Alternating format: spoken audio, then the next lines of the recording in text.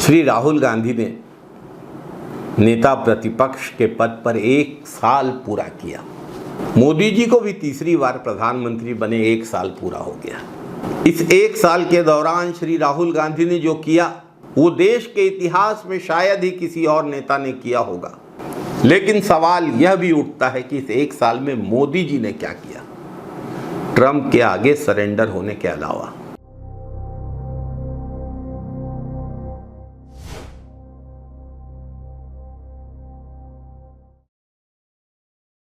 नमस्कार साथियों, नेता प्रतिपक्ष के रूप में श्री राहुल गांधी ने विगत 1 साल में 16 राज्यों के दौरे किए, 115 संवाद कार्यक्रमों में जनता से बातचीत की, संसद में 16 बार जनहित के मुद्दों पर सरकार को घेर कर रख दिया।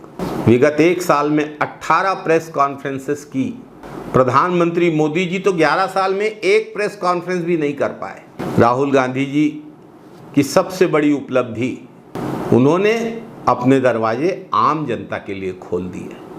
राहुल गांधी जी सिर्फ राष्ट्राध्यक्षों से और बुद्धिजीवियों से ही नहीं मिलते, उन्होंने संसद में भी किसानों से, मनरेगा मजदूरों से, आंगनबाड़ी में कार्यरत महिलाओं से, बैंक कर्मचारियों से, सफाई मजदूरों से, कुलियों से और तमाम सामान्य वर्ग के लोगों से मुलाकात करके उनकी समस्याओं को जाना, समझा और समाधानों पर चर्चा की। देश की तानाशाह सरकार की घृणित मंशा को चुनौती देते हुए श्री राहुल गांधी ने नए संसद भवन में सरकार द्वारा लगातार प्रताड़ित किए गए अन्नदाताओं, किसानों को आमंत्रित किया।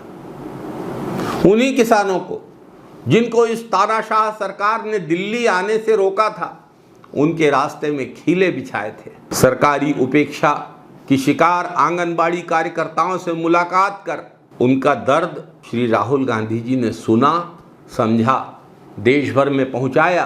आंगनबाड़ी कार्यकर्ताओं के मानदेय को बढ़ाने के लिए सरकार पर दबाव बनाया। नेता प्रतिपक्ष बनते ही साथ श्री राहुल गांधी ने सबसे पहले उन पत्रकारों को मुक्त किया जिन्हें तानाशाह सरकार ने संसद भवन परिसर में घूमने, सांसदों से सवाल पूछने या बाइट लेने से रोक दिया था, शीशे के कमरे में कैद कर दिया था।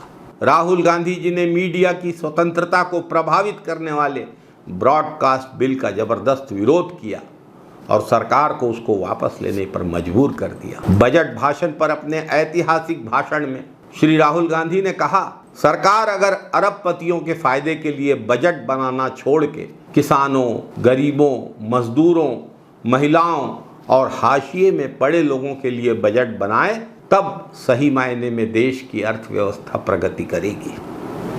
नेता प्रतिपक्ष के रूप में श्री राहुल गांधी ने मणिपुर के शरणार्थी कैंपों का दौरा किया, पीड़ितों के आंसू पोंछे, उन्हें न्याय का भरोसा दिलाया और वहां से आने के बाद हर संभव मौके पर संसद से लेकर सड़क तक उन्होंने मणिपुर की दुख भरी दास्तान पूरे देश को बताई।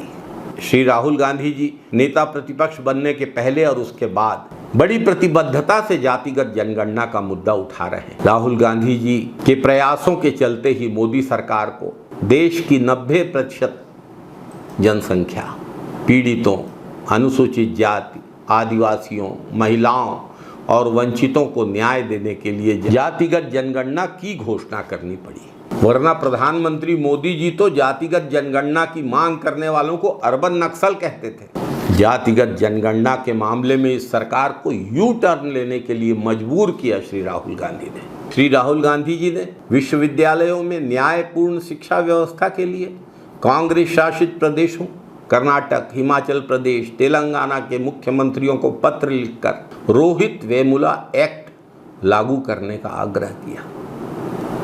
श्री राहुल गांधी जी ने अग्निवीर योजना को सरकार के द्वारा आम आदमी के बच्चों के साथ छल बताते हुए संसद में सरकार की किसान, मजदूर और जन विरोधी मानसिकता की बखिया उधेड़ दी। संसद में श्री राहुल गांधी ने नीट पेपर लीक, कोचिंग घोटाले, प्रवेश टेस्ट घोटाले के द्वारा इस देश के करोड़ों बच्चों के भविष्य पर लगी आशंकाओं के खिलाफ पुरजोर आवाज उठाई। श्री राहुल गांधी ने सदन में हमेशा युवाओं, बेरोजगारों, किसानों और खासकर असंगठित क्षेत्र के मजदूरों की समस्याओं पर बातें की, उनके समाधान के लिए पहल की।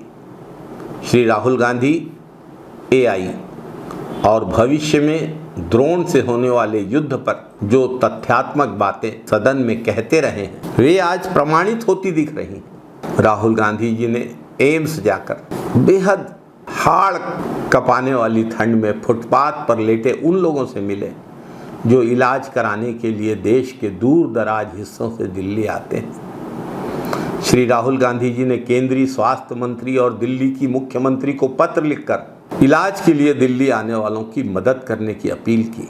राहुल गांधी जी सुल्तानपुर में रामचेत मोची से मिले और यह समझने का प्रयास किया कि कैसे ग्रामीण हुनर को बड़े पैमाने पर सम्मान दिलाया जा सकता है, उनके व्यवसाय को, आजीविका को कैसे और ज़्यादा लाभप्रद बनाए। श्री राहुल गांधी ने दिल्ली में सब्जी मंडी में जाकर वहां मौजूद महिलाओं और गृहिणियों से सुरसा की मुंह की तरफ बढ़ती हुई महंगाई, कमर तोड़ महंगाई पर चर्चा की।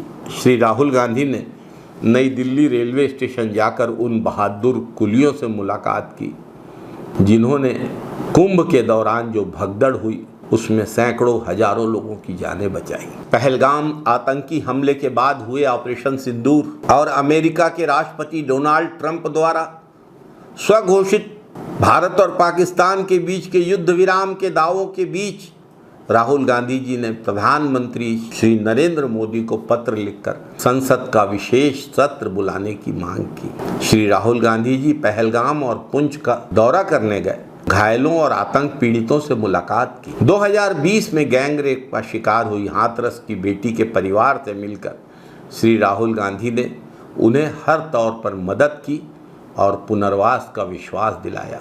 आज घटना के 5 साल बाद भी उत्तर प्रदेश की सरकार ने पीड़िता के परिवार को कोई मदद नहीं की। देश के बहुत सारे तथाकथित बड़े बड़े नेता मोदी सरकार और मोदी सरकार की एजेंसियों के आगे घुटने टेक चुके, लेकिन राहुल गांधी जी बिना डरे, बिना झुके मोदी सरकार के बढ़ते पूंजीवाद, अदानी के महाघोटाले पर सवाल दागते रहे। श्री राहुल गांधी ने लगातार जनहित के मुद्दों को उठाया है, बिना परिणाम की चिंता किए, बिना डरे, बिना समझौते किए। पिछले 1 साल में श्री राहुल गांधी ने नेता प्रतिपक्ष के रूप में एक बार फिर देश को यह विश्वास दिलाया है कि एक अहंकारी सत्ता को जवाबदेह बनाना और जनता के मुद्दों को उठाना कांग्रेस की और श्री राहुल गांधी की सबसे बड़ी प्राथमिकता है। इस काम को करने से उनको दुनिया की कोई ताकत नहीं रोक सकती। नेता प्रतिपक्ष श्री राहुल गांधी तो और आगे बढ़कर जनता के लिए लगातार काम करने और जनहित के मुद्दे उठाने में लगे हैं। लेकिन अब सवाल ये उठता है कि मोदी जी ने क्या किया। 1 साल का समय ट्रंप के आगे कर दिया सरेंडर, विदेश घूमते रहे लेकिन मणिपुर आज तक न जा पाए, एक प्रेस कॉन्फ्रेंस संबोधित नहीं की 11 साल में। 1 साल की तो बात ही छोड़ दीजिए। ऑपरेशन सिंदूर के बाद पाकिस्तान के जवाबी हमले में घायल और पीड़ितों से, पहलगाम आतंकवादी घटना के पीड़ितों से जब श्री राहुल गांधी जी मिल रहे थे, मोदी जी उस समय बिहार में चुनाव प्रचार करने में लगे थे। अंतर स्पष्ट है, कौन जननेता है और किसको सत्ता की चाहत है। अंतर स्पष्ट है, किसको जनता से सरोकार है, किसको सत्ता से सरोकार है। 1 साल का दोनों का कार्यकाल अगर आप ध्यान से देखें और समझें तो सब कुछ स्पष्ट कर देता है। जय हिंद साथियों, वंदे मातरम साथियों।